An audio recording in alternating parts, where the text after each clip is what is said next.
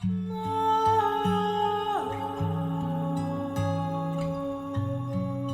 there, welcome. This is Diamira Rose D'Agostino, and you are listening to Elemental Whispers podcast. This episode today is the second and final part of my conversation with Tansy Baigent. I am really looking forward to sharing with you this final segment because we dive in to living as Faery, how she has experienced Faery in her being, living as Faery, how she is journeying that. And I also chime in on my own experiences. And in some ways, our experiences are very similar where we can relate to what the other person is saying. And then there are other times that we notice how uniquely Faery expresses through each of us and through each person who allows their Faery heart to awaken. So it's a beautiful exploration of this walk. And we also talk about the web of Wyrd and how the web of Wyrd is connected to Faery and what role it plays in timeline living. Linear versus non-linear, chronological versus cyclical living. Now remember, you can find Tansy and connect with her at her website at tansyalexandra.com. So that's www.tansyalexandra.com. And she's also on Instagram. Her handle is at Tansy_Alexandra.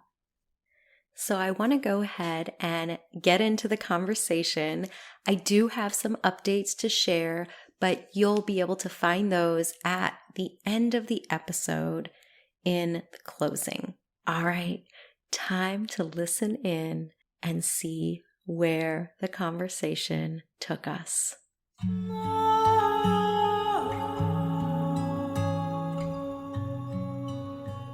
There's such beauty and truth in what you're sharing. The piece about belonging.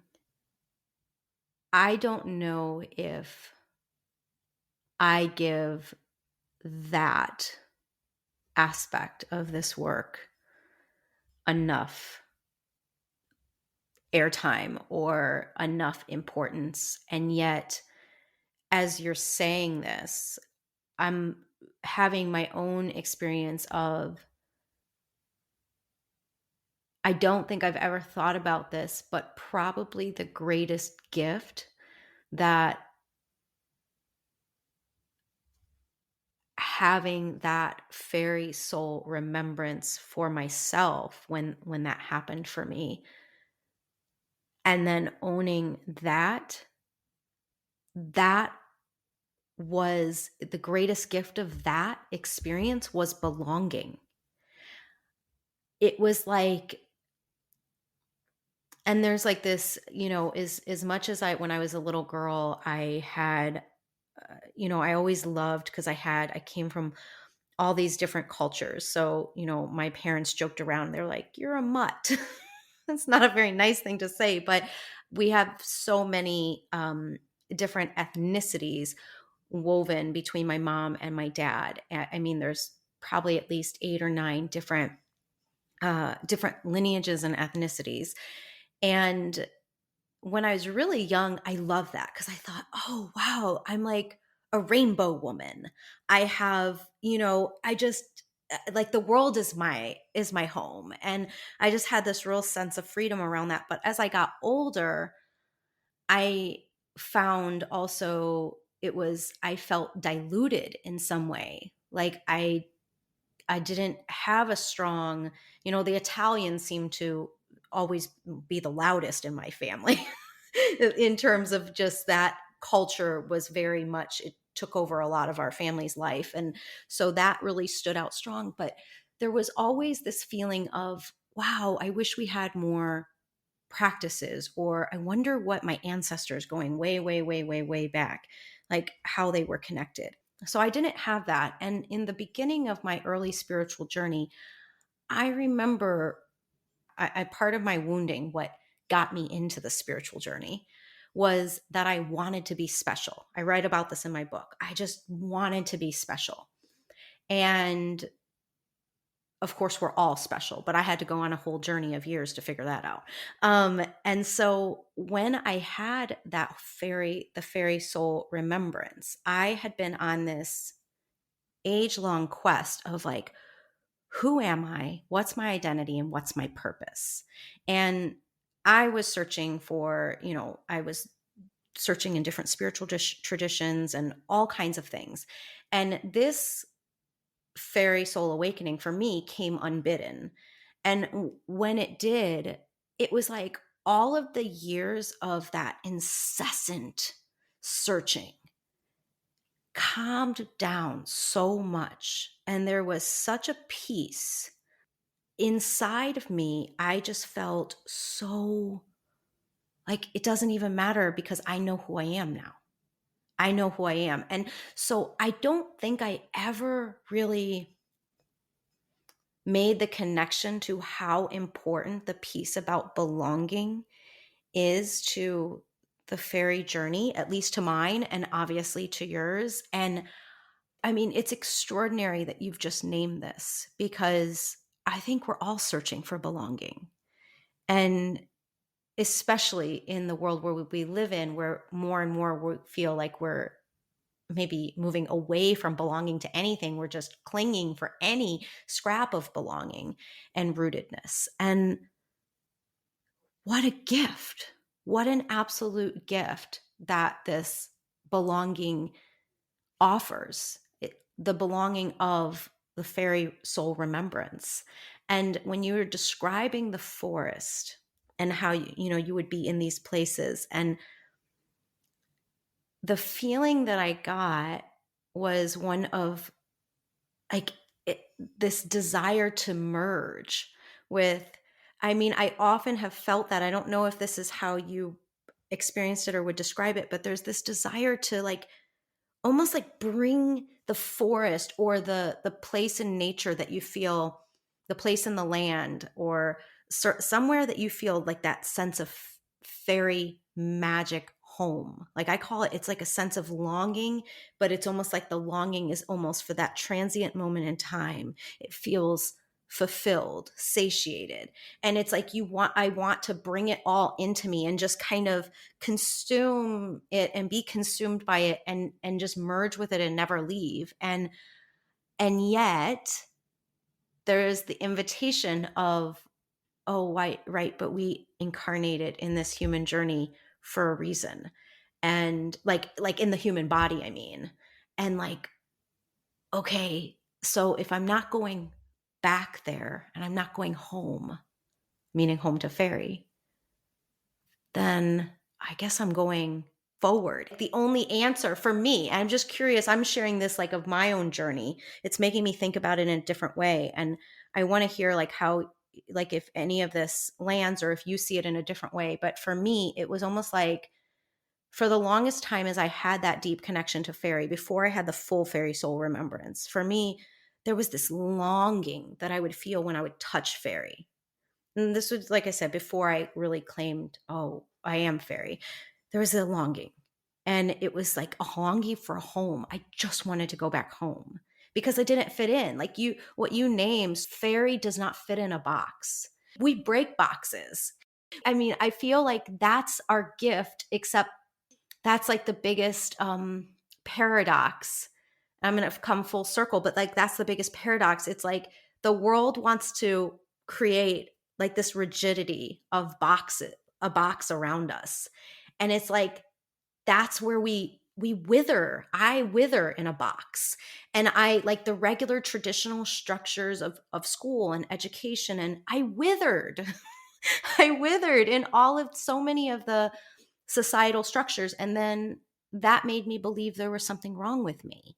And because I didn't fit in to where everybody else was just fitting in. And even in work and corporate and stuff, like I withered and I didn't fit in there either. And so there's this questioning of what's wrong with me until we claim who we are.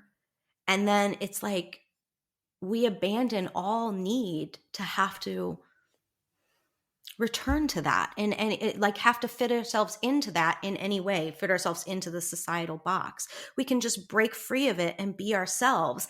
And what happens in the process, it feels like for me, is that that was the moment when it's not that I don't long for Faery, but now it's like I don't long for something out there anymore, because the longing is within me. Like, I am the longing. I am like Faery. So I am both the longing and the beauty and the joy. Like, it's all living within me. And so now I'm like, oh, there's no place to go anymore. I'm not meant to return to Faery because I am Faery. And I'm just like radiating Faery out. I'm like filling it like through my energy. I'm just seeing like the atoms all around me, like filling with Faery light and Faery energy. Like, I'm filling out the space around me. So I am curious if any of that made sense. And if you've had any of that experience of what I'm talking about. Yes, to say very simply, yes, I'm with you the whole way. Um, I think my experience, like in the woods, I don't know if it's quite the same in terms of the dissolving into, but it's the not being human in. It's being in, because it's always the human part of myself. I just have to go, and I'm going to have to walk home, and or like I see how beautiful the grass looks, and I just want to like kind of fall into it, but just feel the softness, like, but kind of embracing it, but not being necessarily of it, but then being able to kind of maneuver in it. But instead, the grass is like tickling my face, and like that's kind of putting in my back, and I'm like, oh, the body, like I just feel like I'm not in relationship. I'm just so aware of the body, and I'm like, oh, and then I have to walk home, and actually I'm quite hungry, and it's like all of these kind of human things that get in my mind, and I think, God, it's just taking away from, I just want to be here. I just want to live in this space, and I want to be of this space. Like, this is home.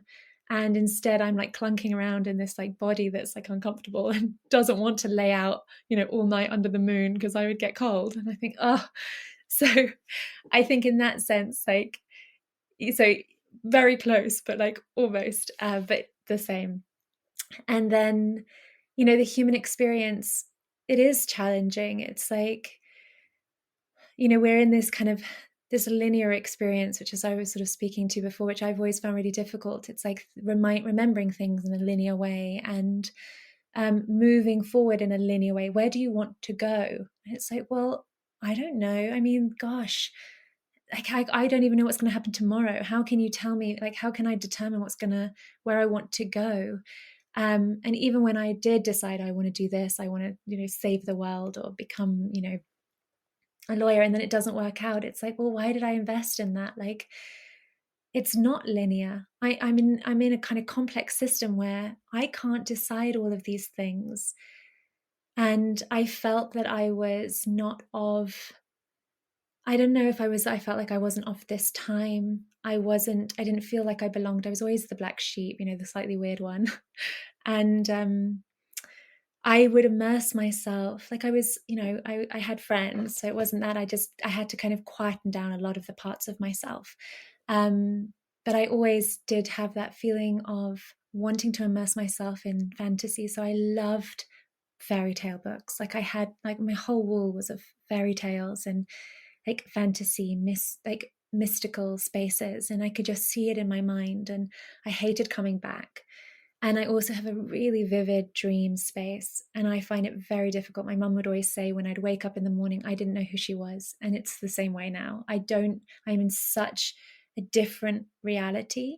So every day I come back to this reality, but I spend the whole night in other realities, and they're so vivid and I remember them. So it's a really difficult transition to bring myself back to this space. But what that made me realize was that I operate in a lot of different places. I'm quite dynamic. And I think the things, just like you, that if I'm in a routine or I have to do something really monotonous, or I know exactly what's going to happen in a week, 2 weeks, 5 weeks, I just shrink and shrivel, because I'm aware that that my life isn't like that. And actually I can claim that. And I think the more that I've claimed that I am, like you said, like I would call for kind of this home in this other space.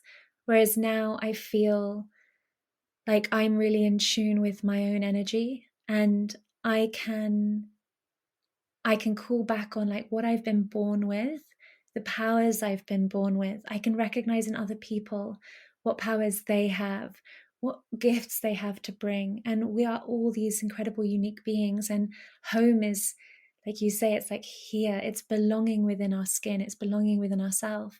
And now I can go out to those places that feel fey, and I can kind of throw some flowers into the river, and I don't have to feel like I need to be immersed. I can just be in. And like the other day I got carried away with dandelion picking. I got really excited with like cooking with dandelions, and I went running around my garden like digging out roots and like picking all like the flowers that called to me. I'm like, not you, not you. And I got so excited, and I actually did share a reel. And then Adam goes, I don't know, I understand that you really had a wonderful day playing in the garden, but I don't know how dandelions have anything to do with, the fact that you're a intuitive counselor, shamanic healer, tarot reader. It's not like, that's not what people expect. And I'm like, but it's what I love to do. It's like part of who I am. So it's like, I still can't fit in a box. I still can't fit in the you are the tarot reader box. You should just be showing tarot readings, or you should just be showing shamanic healings. And I'm like, but that's not me. I will spend an entire morning just like, kind of playing with like cleansing my crystals and doing little spells. And, that's what you asked at the beginning. You said about living an enchanted life. What does that mean?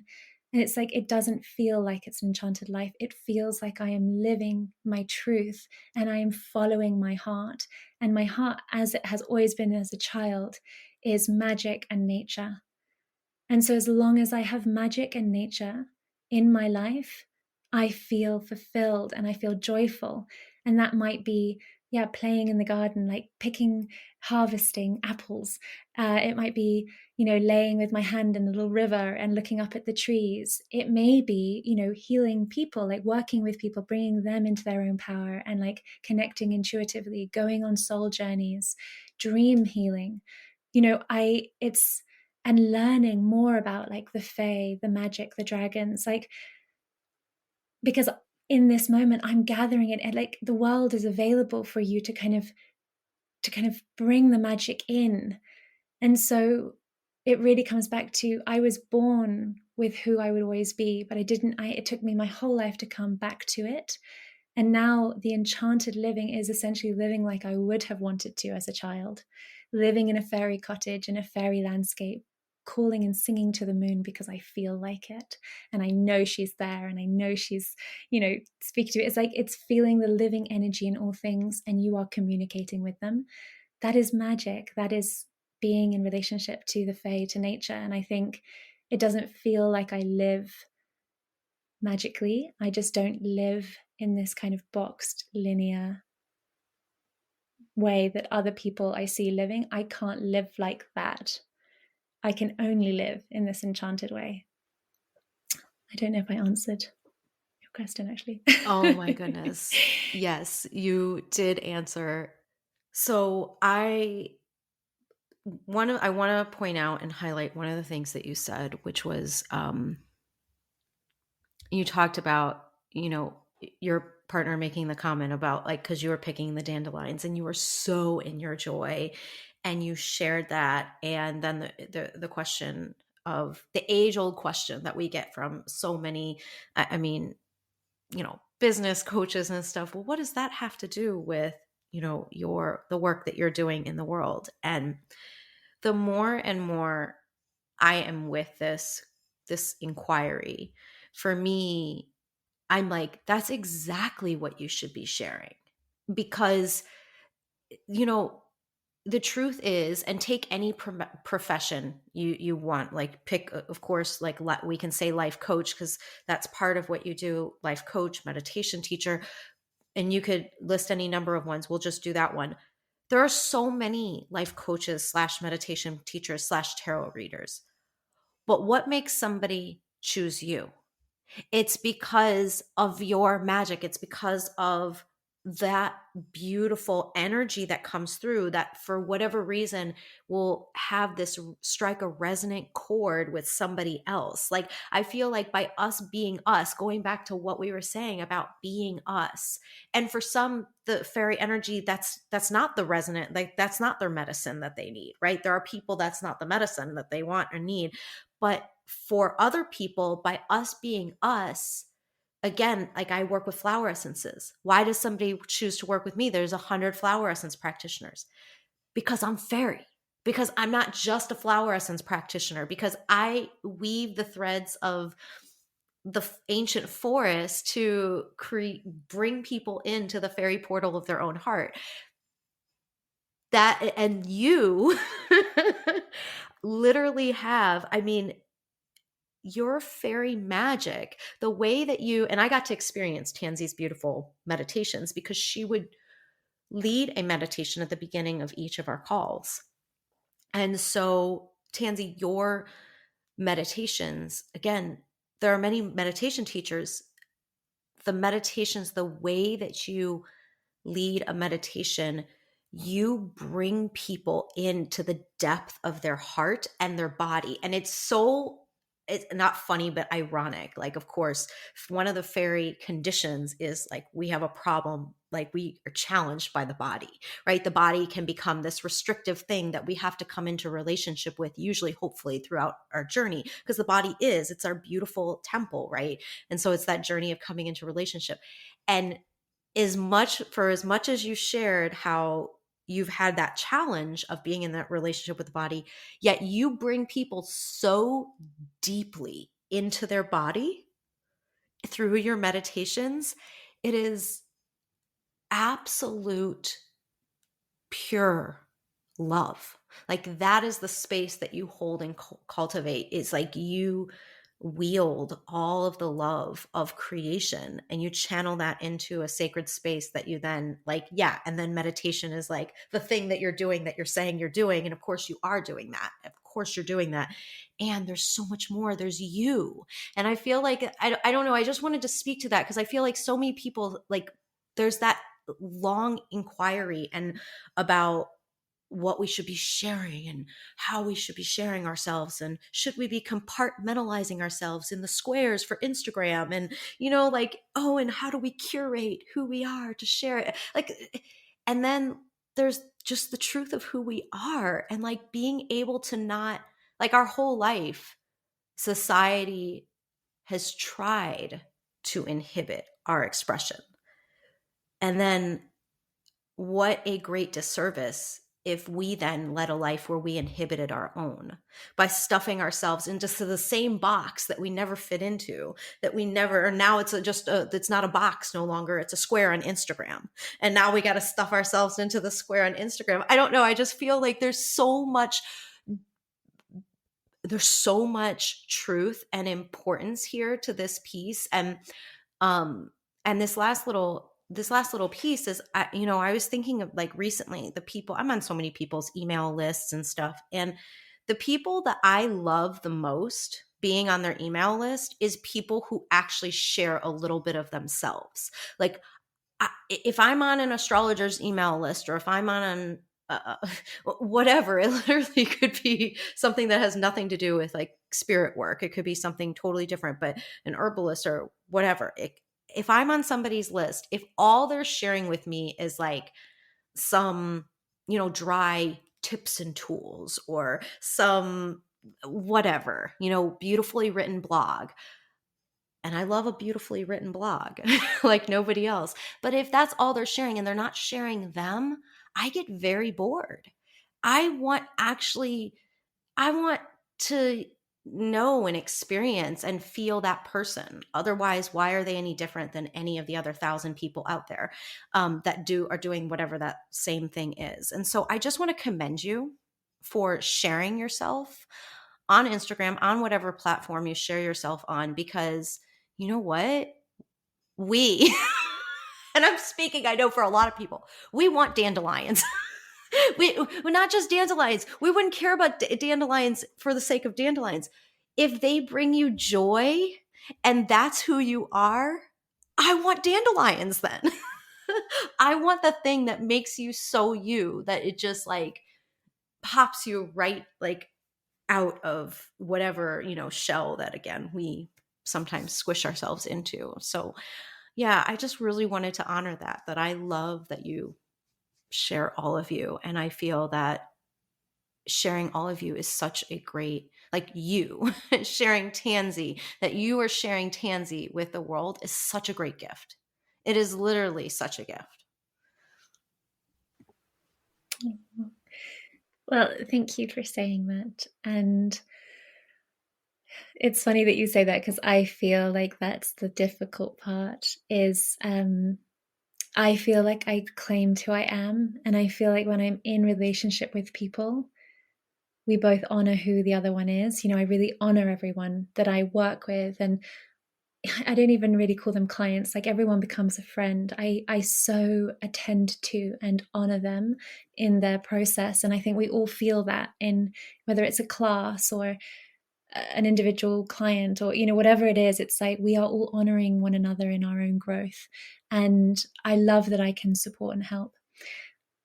But I do find the publicity piece very difficult, because I cannot articulate the wholeness. Like we were talking about that linear, like it's like, okay, but you have to put the next picture and then the next one, and how does that relate, and what do you want to say? And I'm like, I've got so much to say, but it has to fit in 1 minute and 30 seconds. It's like, okay, I'm not good at that.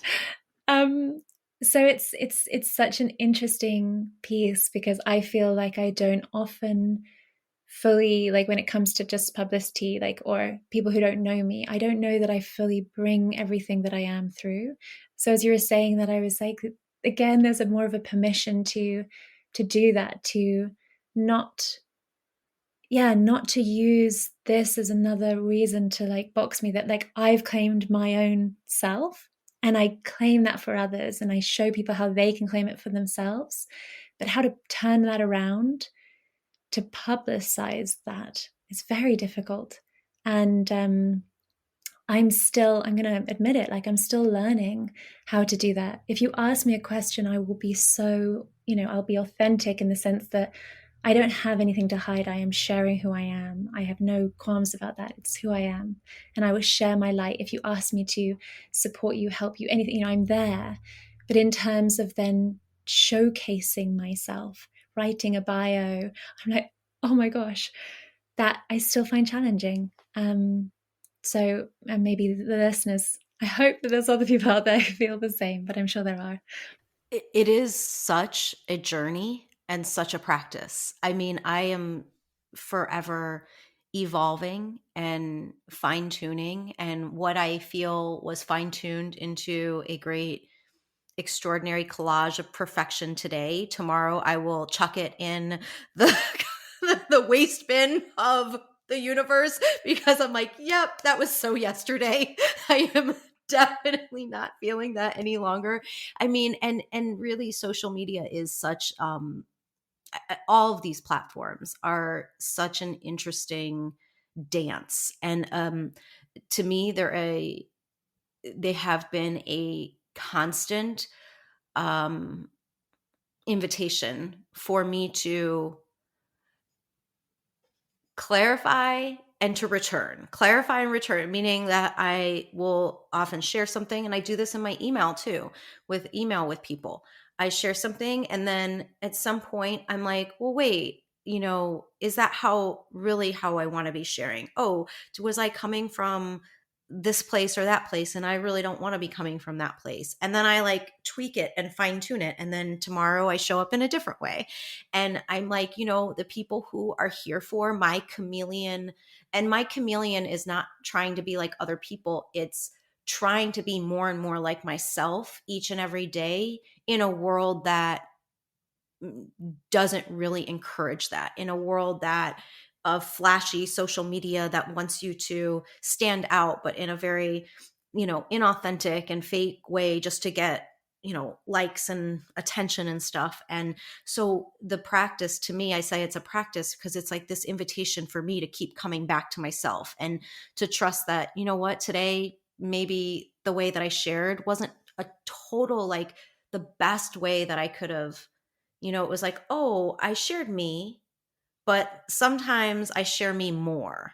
Sometimes I feel like me comes forward clearer, truer, more authentically. And other times I'm like, yeah, that was kind of me, but it skated the surface or whatever. And I'm like, I don't think any of us have the answers. I think we're in new territory. And the key is to just keep coming back to our hearts and to keep showing up for ourselves more than anybody else, and continuing to give ourselves total permission to just align and refine each time and trust that it's a journey, and we're not perfect, and we're perfect in our imperfection, and it's the journey. So no, I love that. Of course, I understand that it's a process. And yeah, I have one more question, and this is going back to something you said earlier. It's a curiosity more than anything, is that you've mentioned a couple times the way that you journey time, that how time is non-linear, the way that you experience it. And sometimes that, if just left to your own devices, again, that can be a really free-flowing, beautiful, fun, enjoyable way of being. But when sort of forced to become super linear, that can be a real challenge. I am curious, what part do you feel, if any, that the web of Wyrd plays in that? In terms of how I structure my life, you mean? Yeah, like, so you're one of the only people that I have heard refer to, talk about Wyrd as well. I mean, in the real sense, in the true sense, like we're talking about Wyrd. And for me, the more I deepen into Wyrd, I find, which for me is in some ways like the web of destiny. And I find that it is deeply interconnected with Faery.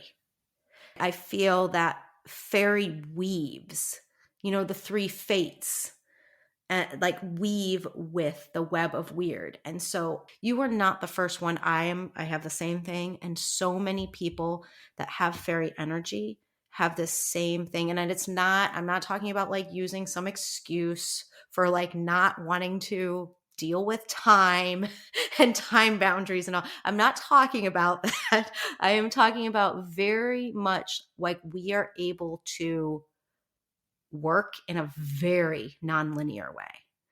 And I'm just curious if, upon embracing that, if you find that embracing that way of life, of nonlinear living, brings you somehow closer to the web of Wyrd, or puts you in some sort of relationship, or I don't even know what I'm asking, but there's something.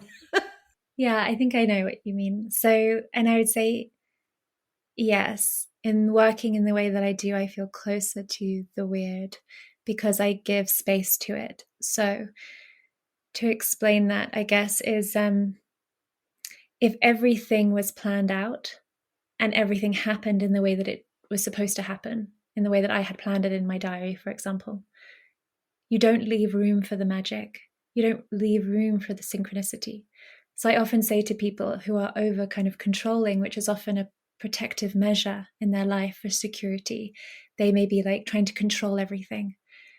You're not leaving room for the magic and the mystery to come through and to give you the gifts that you maybe wouldn't have had if you hadn't been so controlled. And I noticed that like when I wrote my dissertation for my master's, it's a 20,000 word dissertation about law. And everyone I spoke to was writing it in a consecutive order. Introduction, chapter 1, chapter 2, as you go. And I was like, I'm writing it all at the same time. I wrote every single chapter and sections all at the same time. So I just come there and I would decide at any moment, what do I feel like writing about? Do I feel like writing about this area, or this area? And then I would kind of choose that.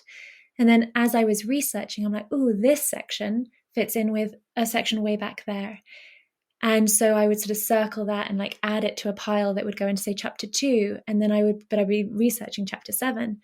And then as I would be kind of playing with even thinking that I had finished chapter 7 while I'm still writing chapter 2, I would listen to something on the radio, I'd hear something strange come through. I'm like, oh, that really relates. And I would suddenly like shift everything around and put it in again. And so it built itself up over time. And I feel like I was a conduit rather than a director. I kind of conduited what needed to go in. And we all did it. I was the only one who did it completely different. And I think people thought, oh my gosh, like, what are you going to hand in? And I was really fortunate that I happened to be around a group who we all got distinctions. And I was one of only 2 people in my entire course, which had been running for like 15 years, who'd ever got a distinction. So what I'm saying is that just because I did it differently, it doesn't mean that I was doing it wrong. I was just doing it in the way that worked for me because I was engaged. And what that offered was also an additional level of information coming through that wouldn't have been available if I had started at the beginning and ended at the end, because I wouldn't have left room for all of the information that I found out at the end that I didn't know at the beginning. And I would say that I do my life in a similar way. So also when things come up, when people have to cancel, or I have to cancel, ideally like not too last minute, but things happen and I'm very aware of timing. I'm like, that's okay. It's not the right time. We're not supposed to meet then. And with like, I'm quite lucky because I have a lot of clients in America. So most of my work is at night. So I plan it so that I don't start work until 12. And I allow myself the entire morning. If I've had like a really intense dream, I lay there and I journal, or I lay there and I just feel, or I go off and I like do deep meditations, or I do crystal magic, or I play in the garden. And I also set alarms during the day of like when something has to happen so that I can be free to experience throughout the day without always looking at my watch. When do I have to be at somewhere next? Because I'm not in linear time. So I don't know when 2:00 is going to come. So I have to keep looking at my watch to be like, is it 2? Is it 2? Which just distracts me. If I know I've set my alarm for like 1:45, I'll be ready, for whatever I need to do after 2, then I can play. And whatever takes me in that time, I allow it to take me. Because very often when I've arrived at that thing that I need to do at 2, whatever I've just experienced, it's the right thing to come in that moment. I gathered something in that moment that wanted to be brought in. So when you talk about the web of Wyrd, it's happening all around us. We are part of this web. And the more you try to control it, the more you aren't letting it weave itself in a way that it wants to be woven. And things will kind of catch you off guard. But, oh, I'm so annoyed. Didn't go the way I thought it was going to go. And it's like, it's weird. Why do you don't, accept that, like go with it, like something magical will be coming out of this. Even in the darkest times, even in the heart, through the hardest things, there's always something to be found. We cannot be protected from suffering. It's actually how we approach it. And so, it's like we're kind of in this dance, and the more space you give to the dance, the more openness you give, the more in harmony you are. And like that's something I've really learned, is it's okay that I don't do things the way other people do it, but I've worked my life to match my way. And I'm just the same as you, by the way. And like I have an idea, I'm like, oh, this is what I'm going to do. And Adam says I live by the moon. So 2.5 days later, I'm like, no, I don't want to do that. I want to do this. So anything I do, I have to, if I sit down to write a blog, I have to get it finished then. I've known this. If I leave it, I won't be interested in that like in 2 days. And if something is going to take me a long time, I have to make sure I can do it within 2 days. Otherwise I'll lose interest. So it's a really, like, the bigger meta things, not so much, but like a blog or something, I really need to kind of focus when the energy is prime.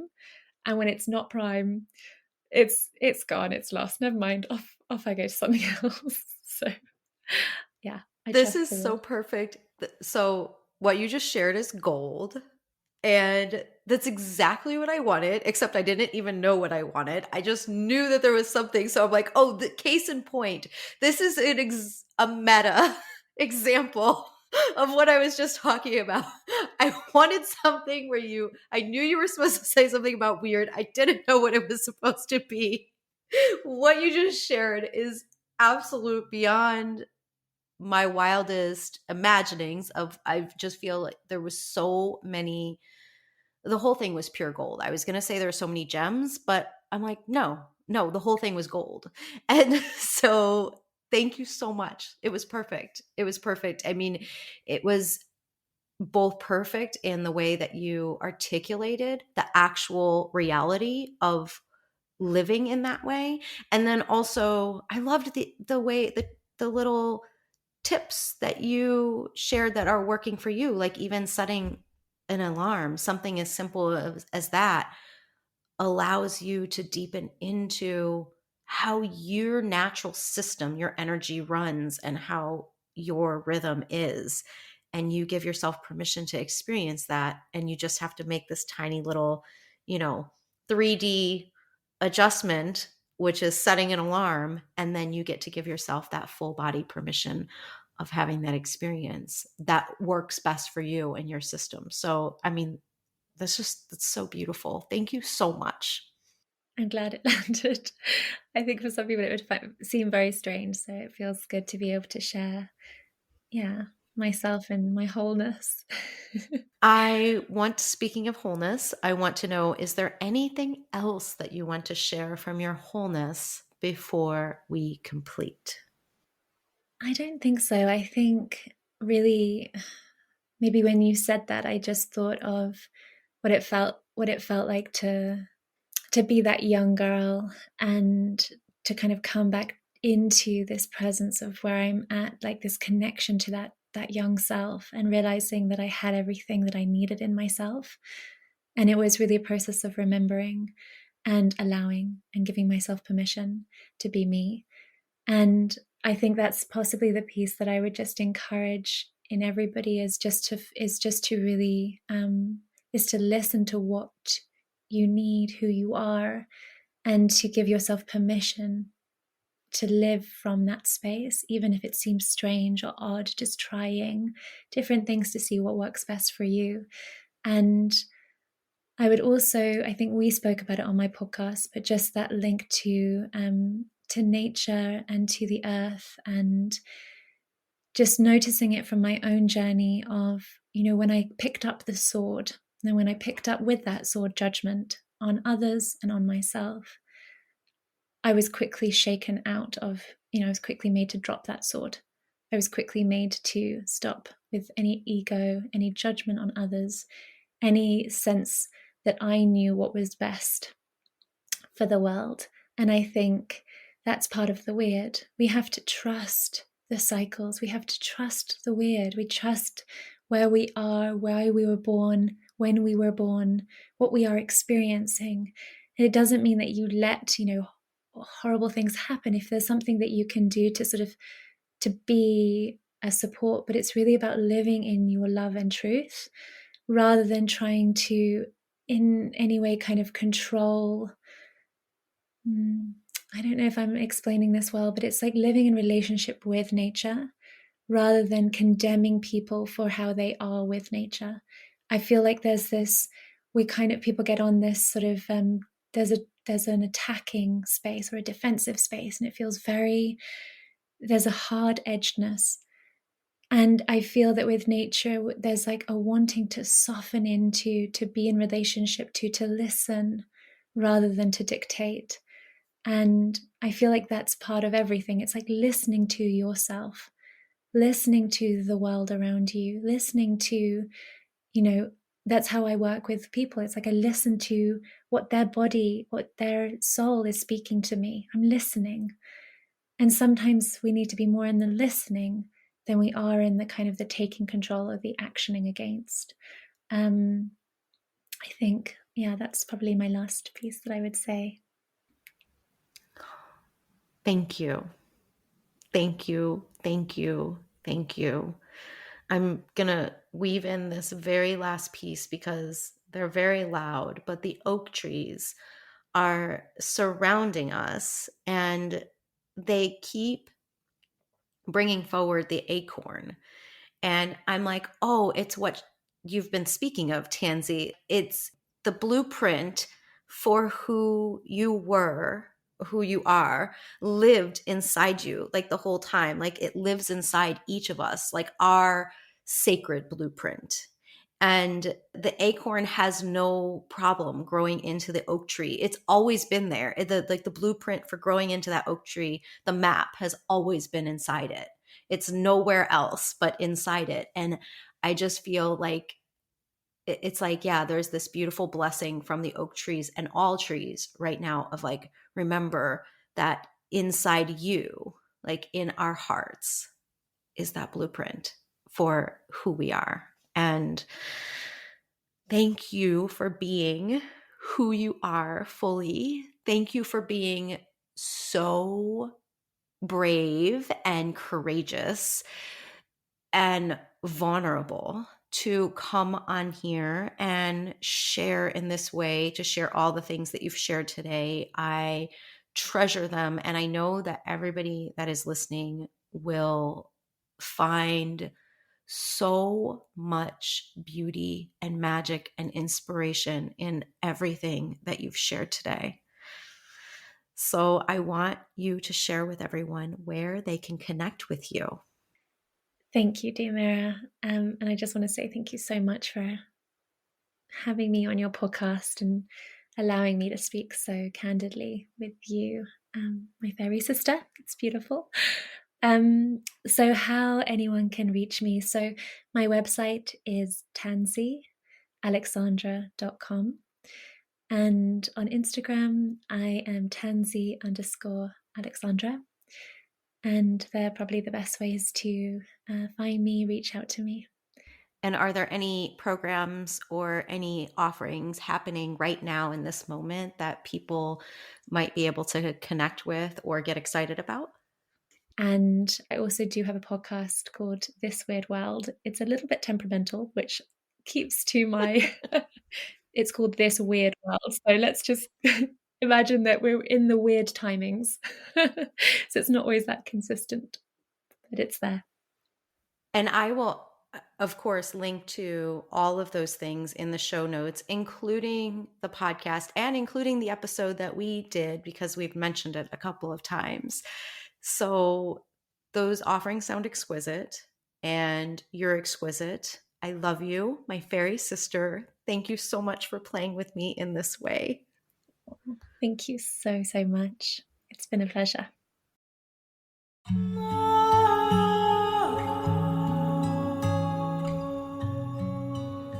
That concludes Tansy's and my beautiful conversation. I hope you enjoyed this journey and hearing another perspective on what it is to claim fairy and walk with that energy and knowing in one's heart. Any of the links or resources that we mentioned throughout the conversation can be found in the description area of the podcast. Now, I promised you some updates. The main update that I want to share is that it has been brought to my attention by a dear friend of mine that I have secret offerings that most people don't know about for people who are both awakening into their connection with fairy and also for people who are